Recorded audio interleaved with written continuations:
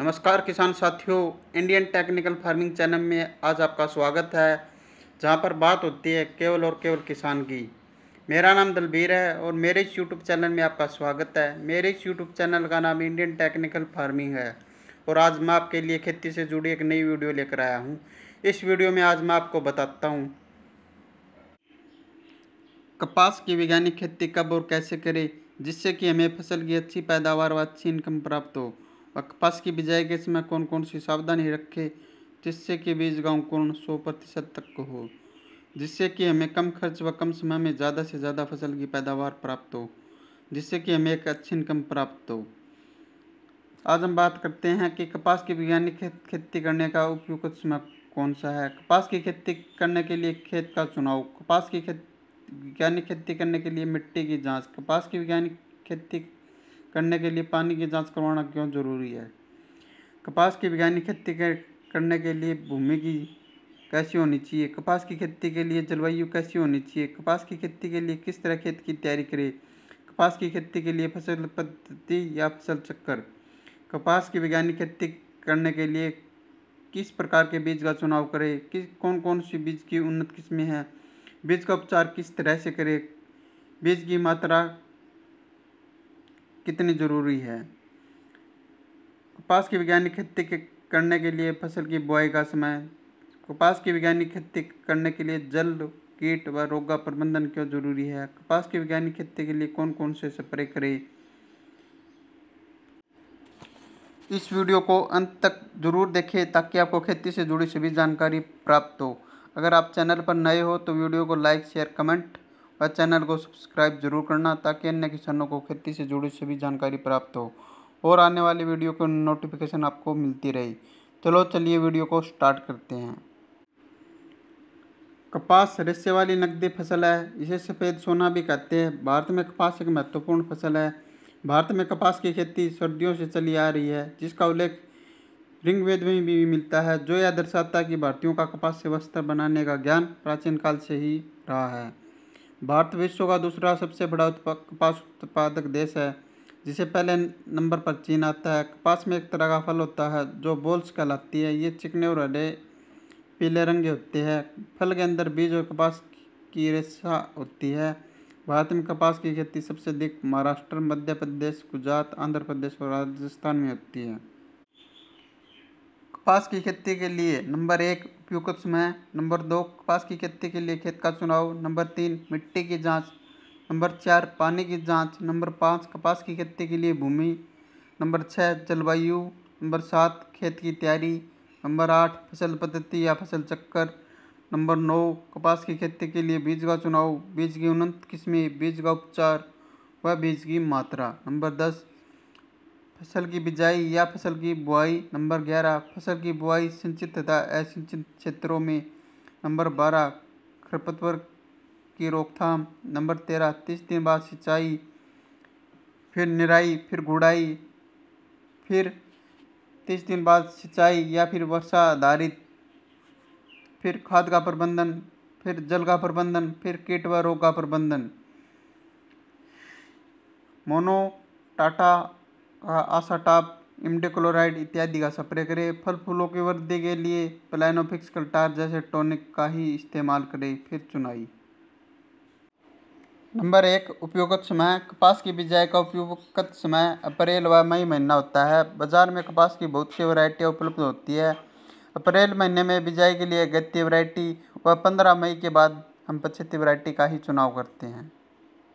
Number 2 खेत का चुनाव। इसके बाद हम कपास की बिजाई के लिए हम खेत का चुनाव करते हैं। अगर पहले उस खेत में सरसों की बिजाई की थी तो सरसों के फन्नों को रोटावेटर की सहायता से 1-2 बार अच्छी तरह से जुताई कर दे, ताकि सरसों के फन्ने अच्छी तरह से मिट्टी में मिल जाए। फिर आप हैरो की सहायता से 1-2 बार अच्छी तरह से जुताई कर दे। फिर आप लेजर लेवलर की सहायता से खेत को समतल कर दें, ताकि खेत की सिंचाई अच्छी तरीके से हो सके।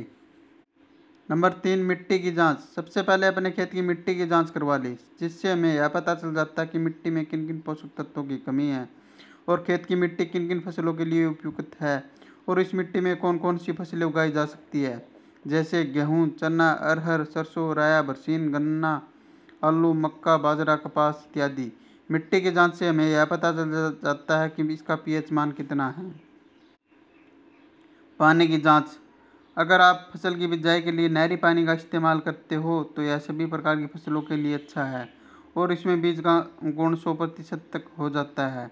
अगर आप ट्यूबवेल के पानी से फसलों की बिजाई करते हो तो आप इस ट्यूबवेल के पानी की जांच करवा लें। अगर ट्यूबवेल का पानी पीने में मीठा है तो इसमें पानी का पीपीएम ज़्यादा हो सकता है और बीज अंकुरण के समय यह एक समस्या बन जाती है। अगर पानी का पीपीएम 1000 से कम है और यह सभी प्रकार की फसलों के लिए अच्छा है और इसमें बीज का अंकुरण 100% तक हो जाता है। अगर पानी का पीपीएम 1000 से ज़्यादा है तो इसमें बीज का अंकुरण सही तरीके से नहीं हो पाता, इसलिए पानी की जांच करवाना बहुत ज़रूरी है। खेत की तैयारी व गोबर की खाद। अगर आप खेत में गोबर की खाद का इस्तेमाल करते हो तो 8 से 10 ट्रॉली 1 एकड़ के लिए पर्याप्त रहती है। गोबर की खाद जमीन में अच्छी तरह बिखेर कर जमीन को समतल कर देना चाहिए। सिंचाई, बत्तर, जुताई, कल्टीवेटर, सुहागा। अब आप खेत को अच्छी अब आप खेत को अच्छी तरह से सिंचाई कर दे। जमीन के बत्तर आते ही हैरों की सहायता से खेत की अच्छी तरह 1-2 बार जुताई कर दे और फिर आप कल्टीवेटर की सुहागा की सहायता से जमीन को समतल कर दे।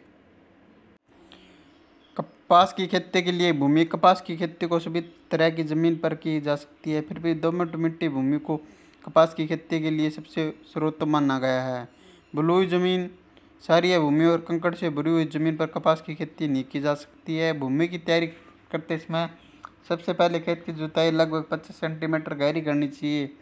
जरूरत के अनुसार दोबारा 2 से 3 बार देसी हल चलाकर खेत की जुताई कर दे और फिर उससे भुरभुरा कर फिर से भूमि को समतल भूमि बना देना चाहिए। जलवायु। कपास की खेती के लिए जलवायु। कपास की खेती में अच्छे जमाव के लिए मिनिमम 16 डिग्री तक का टेम्परेचर होना चाहिए। फसल के विकास के टाइम लगभग 21 से 57 डिग्री तक का टेम्परेचर और फसल के तैयार होने के टाइम में 27 से 32 डिग्री तक की टेम्परेचर की आवश्यकता पड़ती है। कपास की खेती के लिए खेत की तैयारी व गोबर की खाद। अगर आप खेत में गोबर की खाद का इस्तेमाल करते हो तो 8 से 10 ट्रॉली 1 एकड़ के लिए पर्याप्त रहती है। गोबर की खाद को जमीन में अच्छी तरह बिखेर कर जमीन को समतल कर देना चाहिए। अगर आप जमीन की गहरी जुताई करते हैं तो 2 से 3 बार देसी हल से 2 से 3 गहरी जुताई कर दे, फिर आप जमीन को समतल कर दें। फसल पद्धति या फसल चक्कर। फसल चक्कर एक ऐसी प्रणाली है जिसमें फसलों को इस क्रम में बोया जाता है जिससे कि उसकी मृदा की उर्वरकता शक्ति बनी रहे। एक सफल उत्पादन के लिए उत्तरदायी प्रमुख कारकों में से फसल चक्र एक महत्वपूर्ण स्थान रखता है। फसल चक्र को अपनाने का उद्देश्य उपलब्ध प्राकृतिक साधनों का उपयोग करके उसमें अधिक फसल उत्पादन करना होता है। फसल चक्र क्या है? किसी खेत में फसलों को अदल बदल कर या हेरफेर कर बोना फसल चक्र कहलाता है। ऐसा करने से मृदा की उर्वरकता शक्ति बनी रहती है और पैदावार अच्छी होती है। किसी क्षेत्र की भूमि, जलवायु एवं अन्य वातावरणीय कारकों के आधार पर विभिन्न फसल चक्र अपनाए जाते हैं। एक अच्छे फसल चक्र को अपनाकर एक किसान अपनी भूमि से अधिक आर्थिक लाभ कमा सकता है। हमारे देश में फसल को उत्पादन को बढ़ावा देने के लिए विभिन्न प्रकार के फसल चक्र की कई प्रणालियाँ विचलित है। फसल चक्रों की संख्या 3 होती है: 1 वर्षीय फसल चक्र, 2 वर्षीय फसल चक्र। फसल चक्र के मुख्य प्रकार: खरीफ की फसलों में अपनाए जाने वाले फसल चक्र, रबी की फसलों में अपनाए जाने वाले फसल चक्र, जायद की फसलों में अपनाए जाने वाले फसल चक्र। फसल चक्र के सिद्धांत: उथली जड़ वाली फसलों के बाद गहरी जड़ वाली फसलों को उगाना चाहिए। अधिक खाद की आवश्यकता वाली फसलों के बाद कम खाद की आवश्यकता वाली फसलों को उगाना चाहिए। अधिक जल की आवश्यकता वाली फसलों के बाद कम जल की आवश्यकता वाली फसलों को उगाना चाहिए।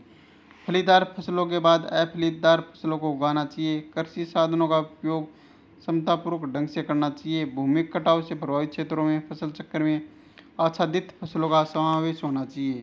फसल चक्र के लाभ: मृदा की उर्वरकता शक्ति में वृद्धि होती है तथा मृदा के भौतिक, रासायनिक तथा जैविक गुणों में सुधार होता है। सघन फसल चक्रों को अपनाने से भूमि में जीवांश पदार्थ की मात्रा में वृद्धि होती है। उचित फसल चक्र को अपनाने से भूमि में पनपने वाले विभिन्न बीमारियों के प्रभाव में कमी आती है। फसल चक्र अपनाने से कीटों तथा खरपतवारों पर भी नियंत्रित होता है। एक उत्तम फसल चक्र की निम्नलिखित विशेषताएं होती है। एक उत्तम फसल चक्र प्रति इकाई क्षेत्रफल में अधिक आर्थिक लाभ देता है। कृषि प्रक्षेत्र पर उपलब्ध कृषि श्रमिक के कार्यों को उचित प्रकार से वितरण रहता है। एक फसल चक्र से उन्हें वर्ष भर लगातार रोजगार उपलब्ध होता रहता है।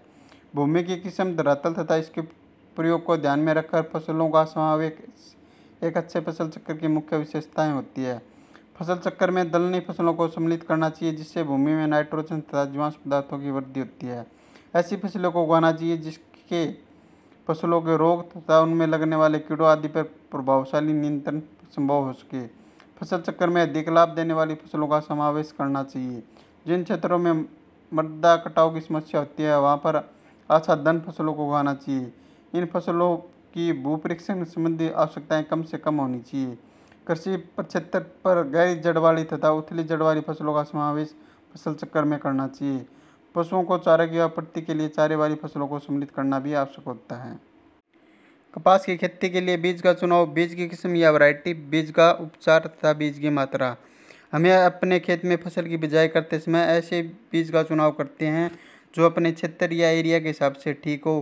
बीज का चुनाव करते समय हमें मिट्टी, समय व पानी के अनुसार ही बीज का चुनाव करना होता है, क्योंकि दोमट मिट्टी के लिए अलग, रेतीली ज़मीन के लिए अलग अलग वैरायटियाँ आती है।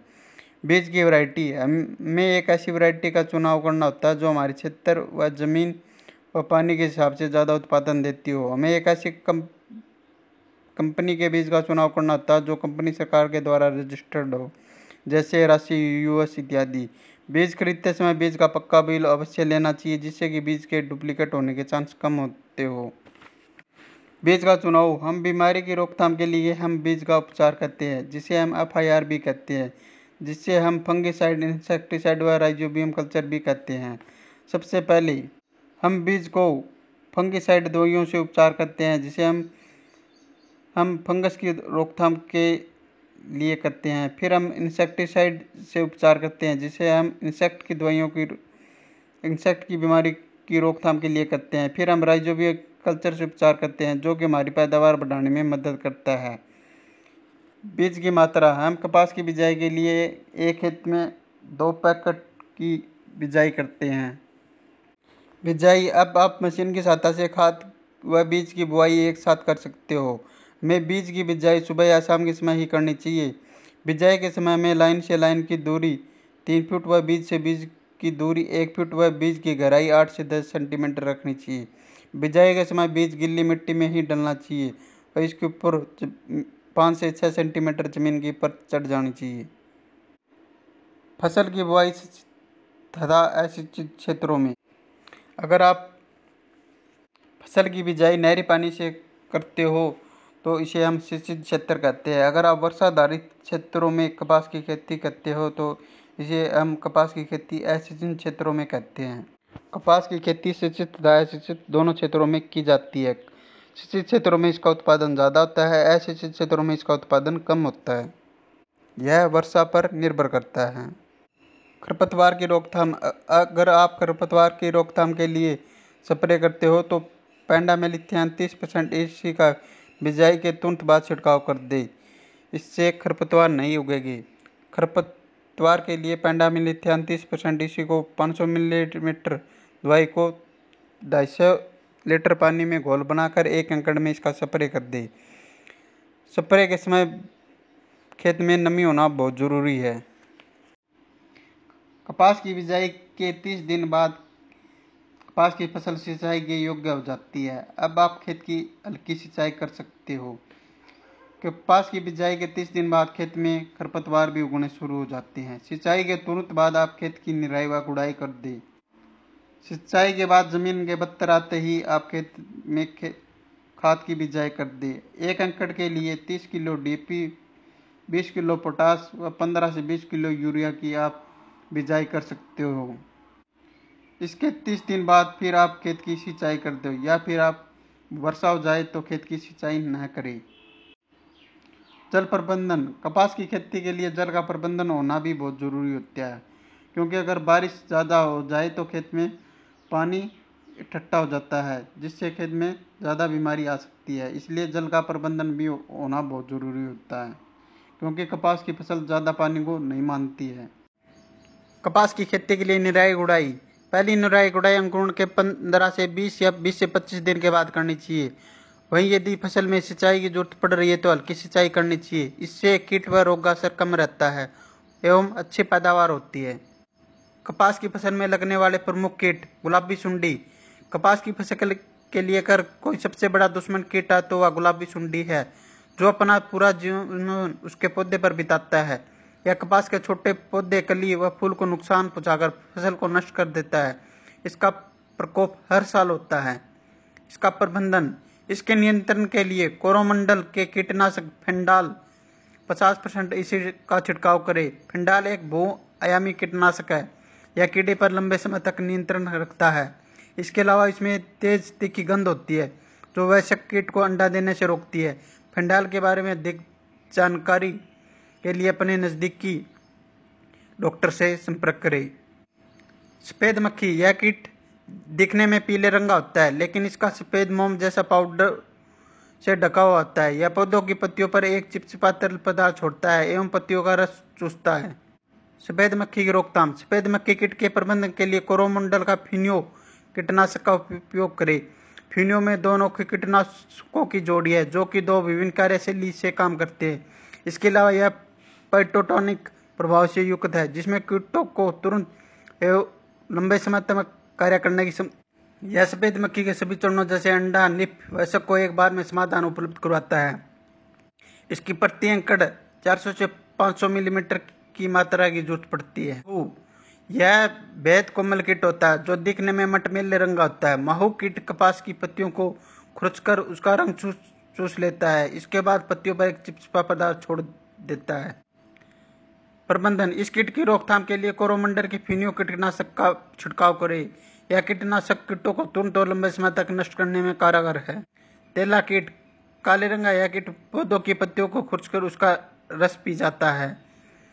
इसकी रोकथाम के लिए फिनियो कीटनाशक का प्रयोग करें। यह रस चूसक कीट है, जो कि कपास की फसलों को अत्यधिक नुकसान पहुंचाता है। इसकी रोकथाम के लिए फिनियो कीटनाशक का ही प्रयोग करें। हरा मच्छर। यह दिखने में 5 भुजाएं और पीले रंग का होता है। इस कीट के आंखों के पंखों पर काला धब्बा पाया जाता है, जो कि कपास की शिशु एवं वयस्क अवस्था में पत्तियों का रस चूसता है, जिससे पत्तियां पीली पड़कर सूखने लगती है। प्रबंधन। इस कीट के प्रबंधन के लिए पूरे खेत में प्रति एकड़ 10 पीले प्रपंच लगाना चाहिए। इसके अलावा 5 मिलीमीटर नीम तेल को 1 मिलीमीटर टिनोपोल या